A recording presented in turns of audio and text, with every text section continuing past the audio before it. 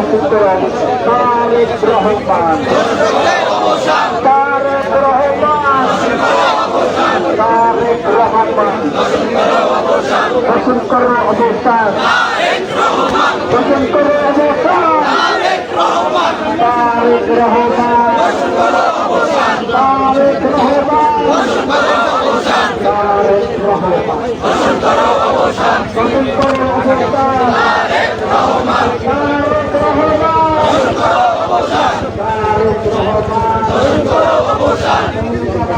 দেখছি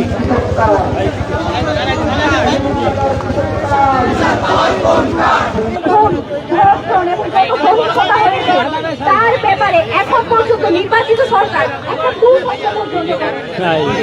আমাদেরকে স্বরাষ্ট্রমন্ত্রী, আমাদেরকে প্রধানমন্ত্রী, তারা আমাদের কোনটাকে মত বলা হবে এবং কোনটাকে আন্দোলন বলা হবে।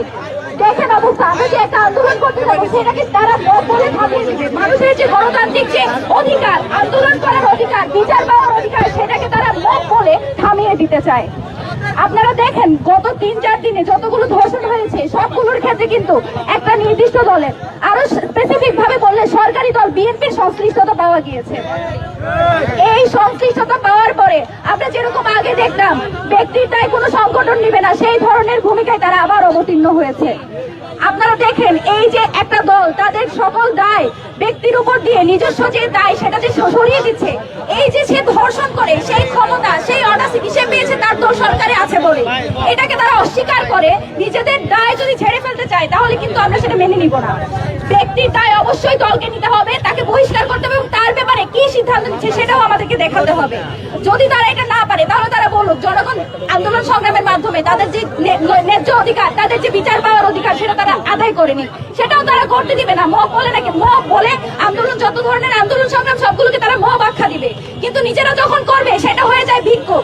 এই যে শব্দের ফ্রেমিং গুলো করে তারা মানুষের যে ন্যায্য অধিকার, মানুষের যে বিচার পাওয়ার অধিকার সেটাকে যে তারা প্রতিহত করছে, তাদেরকে বলতে চাই আপনারা বিগত কয়েকদিন আরো একটা জিনিস দেখতে পেয়েছেন, যত ছোটখাটো ঘটনা সবকিছুর মধ্যে বিচার পাওয়ার জন্য, যে কোনো সমস্যার সমাধানের জন্য প্রধানমন্ত্রীর হস্তক্ষেপের দরকার পড়ে। আমরা এই কালচার দেখতাম বিগত সময়ে, পৃথিবীতে যত যাই হয়ে যাক যখন প্রধানমন্ত্রী হস্তক্ষেপ করেন তখন শুধুমাত্র সেই সমস্যার সমাধান পাওয়া যেত। হাসিনাকে হাসিনা বানিয়েছে কিন্তু এই কালচার। আমরা বাংলাদেশে আর একটা কোনো হাসিনা দেখতে চাই না, তারেক রহমানকে আমরা হাসিনা হয়ে উঠতে দেখতে চাই না। এই ব্যাপারে তারেক রহমান কি সিদ্ধান্ত নিয়েছেন সেটা আমরা জানতে চাই এবং এই ব্যাপারে যতগুলো ধর্ষণ হয়েছে সেই ধর্ষণের ব্যাপারে জিরো টলারেন্স এই সরকার ঘোষণা করবে বলে আমরা তাদের উপর আশ্বাস রাখতে চাই, বিশ্বাস রাখতে চাই। আপনারা দেখেছেন আজকে আমরা যারা এখানে এসেছি নরসিংদীতে আমরা ধর্ষণের বিচার চাইতে, আমরা কিন্তু গত বছরে যে মাগুরায় শিশু আসিয়া ধর্ষিত হয়েছিল সেটা নিয়ে বিচার দাবি করেছিলাম আমরা। অর্থাৎ আমরা প্রতিবাদ জানাই কিন্তু রাষ্ট্রের পক্ষ থেকে বিচার দেখতে পাই না। আমরা প্রতিবাদ জানাই, 2 দিন সোশ্যাল মিডিয়া হাউটাস চলে, এরপরে ইস্যুর ভিড়ে হারিয়ে যায় দর্শকদের আত্মচিৎকার, বিচার কিন্তু হয় না। আজকে আমরা স্পষ্ট বলতে চাই, এই যে ধর্ষণ হয় বিচার হয় না, এই যে বিচার সংস্কৃতি, এই সংস্কৃতি থেকে আমাদের বেরিয়ে আসতে হবে। ধর্ষককে প্রকাশ্যে এমন কঠিন শাস্তি দিতে হবে, এমন দৃষ্টান্তমূলক শাস্তি দিতে হবে যাতে করে যারা পরবর্তী সম্ভাব্য ধর্ষক, যাদের মনে এই ধরনের চিন্তা আসে, তাদের যেন আত্মা কেঁপে ওঠে, তারা যেন কল্পনায় আনতে না পারে এই ধরনের কোনো কাজ তারা সংগঠিত করবে। যে ব্যক্তি ধর্ষণ করে একটা নারীর জীবনকে জাহান্নাম বানিয়ে ফেলায়, তার বাচ্চাদের অধিকার থাকে কি করে? তাকে আপনারা গুলি করে মেরে ফেলুন অথবা ফাঁসিতে মেরে ফেলুন, তবে অবশ্যই তদন্ত সাপেক্ষে বিচার সাপেক্ষে হতে হবে, বিচার প্রক্রিয়ার মধ্য দিয়ে হতে হবে যাতে করে নতুন কোন নাটক মঞ্চস্থ না হয়। মাননীয় প্রধানমন্ত্রী তারেক রহমান, আপনাকে অনুরোধ করছি একটু তাকিয়ে দেখুন, পুরো দেশব্যাপী হত্যা, ধর্ষণ, চাঁদাবাজ দখলদারির এক মহোৎসব চলছে। আপনি ঢাকায় বসে বসে ফ্যামিলি কার্ড, কৃষক কার্ড, অনেক কার্ডের গল্প শোনাচ্ছেন। আপনার কাছে অনুরোধ করি এবারে একটু ভিকটিমের যে বিচার পাওয়ার অধিকার সেই কার্ডের ব্যবস্থা আপনি করুন। আপনি তাকিয়ে দেখুন, নরসিংদীতে ধর্ষিতা মেয়েকে বাবার সামনে থেকে তুলে নিয়ে পুনরায় ধর্ষণ করা হয়, হত্যা করা হয়। রাজধানীতে বাচ্চা মেয়েকে ধর্ষণ করে হত্যা করা হয়। আপনি দেখেন গাইবান্ধাতে এক গৃহবধূকে ধর্ষণ চেষ্টা করা হয়েছে, সে থানায় গিয়েছে, কিন্তু আপনার প্রশাসন মামলা নেয় নাই, পরবর্তীতে সেই নারী বিষ পান করেছে। আপনি দেখুন পুরো দেশ জুড়ে কি চলছে, এগুলো অবশ্যই শক্ত হতে নিয়ন্ত্রণ করুন। আপনাকে শক্ত হতে হবে যে ক্রাইমের বিরুদ্ধে জিরো টলারেন্স নীতি গ্রহণ করতে হবে। অপরাধের বিষয়ে কোনো ছাড় নাই। আরেকটা বিষয় হচ্ছে আমরা দেখতে পাই প্রত্যেকটা দর্শন কাণ্ডে ম্যাক্সিমাম দর্শন কাণ্ডের পেছনে রাজনৈতিক ব্যাকআপ থাকে।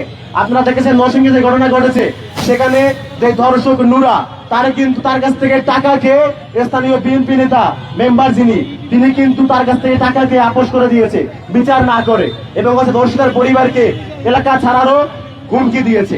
এই ধরনের যে সমস্ত জায়গায় পলিটিক্যাল ব্যাকআপ থাকে, এগুলোকে নিয়ে সত্যবাদী নিয়ন্ত্রণ করতে হবে। রাজনৈতিক দলগুলোকে এগিয়ে আসতে হবে। যে বা যারা আমার দলের অন্যায় করবে তার সাথে আমার কোনো বিরোধী নাই। যে অন্যায় করবে তাকে যেমন দলে রাখা হবে না, একই সাথে তাকে আইনে তুলে দেওয়ার দায়িত্ব আমার দলের। আপনারা লক্ষ্য করবেন, জুলাই গণঅভ্যুত্থানে আমরা নারীরা মিছিলের সম্মুখ সারিতে নেতৃত্ব দিয়ে দেশকে নতুন বাংলাদেশ উপহার দিয়েছি, নতুন সরকার উপহার দিয়েছি। সেই নারীরা আজ দর্শিত হচ্ছে। সরকার, মিডিয়া, প্রশাসন নীরব ভূমিকা পালন করছে। আমরা দেখতে পাই হাতিয়ায় যখন দর্শনের ঘটনা হয় তখন সরকার পার্টি হতে শুরু করে, মিডিয়া এবং স্থানীয় ওসি মানে প্রশাসন সেটাকে প্রোপাগান্ডা অথবা বিচ্ছিন্ন ঘটনা বলে প্রোপাগান্ডা হিসেবে উড়িয়ে দিতে চেয়েছে। কিন্তু পরবর্তীতে আমরা দেখতে পাই এটা মামলা করার জন্য আইন বিচারক অনুমতি দিয়েছে, তার মানে ঘটনা দর্শনের ঘটনা সত্য। এর পরবর্তী আমরা লক্ষ্য করি রামপুরায় শিশু দর্শনের মতো ঘটনা হয়। যে শিশু এখনো কিশোরী হয়নি, যে শিশু এখনো নারী হয়নি, সে এখন দর্শনের শিকার। এই বাংলাদেশ সেই শিশুকে, সেই শিশুর মাকে, আগামী প্রজন্মকে কি জবাব দিবে? আমরা দেখতে পাই আমাদের নরসিংদীতে যখন দর্শনের ঘটনা হয় তখন দর্শিতাকে বলা হয় আপনি মেনে নেন। 2000 টাকার বিনিময়ে স্থানীয় মেম্বার তাকে বলা হয় আপনি এলাকা ছেড়ে দেন। সেই জায়গায় আমরা দেখতে পাই যে দর্শিতার পেছনে দর্শক যারা, তাদের পেছনে একটা রাজনৈতিক গ্রুপ জড়িত। অপরাধী যখন কোন একটা রাজনৈতিক দলের সদস্য অথবা তাদের সমর্থক হয়, আমরা দেখতে পাই সেই অপরাধী থেকে রাজনৈতিক ব্যক্তিত্ব হয়ে ওঠে। তার বিচার আমরা বাংলাদেশে দেখতে পাই না। গত রমজানে যখন আসিয়া দর্শিত হয়, সারা বাংলাদেশ উত্তাল হয়ে যায়, তখন সরকার আমাদের তদন্ত রিপোর্টের নামে মূলা ঝুলিয়ে দিয়েছে। এখনো পর্যন্ত আমরা বাংলাদেশে সেই দর্শনের বিচার দেখিনি। এই যে দর্শন, চাঁদাবাজ, খুন সবকিছুর পেছনে রাজনৈতিক পরিচয় আসার পর অপরাধী যে পরিচয় সেটা বিলুপ্ত হয়ে যায়। এর কারণে বাংলাদেশে দর্শন, খুন, চাঁদাবাজের মতো ঘটনা বারবার ফিরে আসতেছে। আমরা নতুন সরকারের নিকট আহ্বান করব, আপনারা অপরাধীকে অপরাধী হিসেবে বিবেচনা করে শাস্তির আওতায় আনেন, আমাদের নারীদের জন্য একটা নিরাপদ বাংলাদেশ উপহার দেন। KTV বাংলা, বিশ্বের চোখে বাংলাদেশ।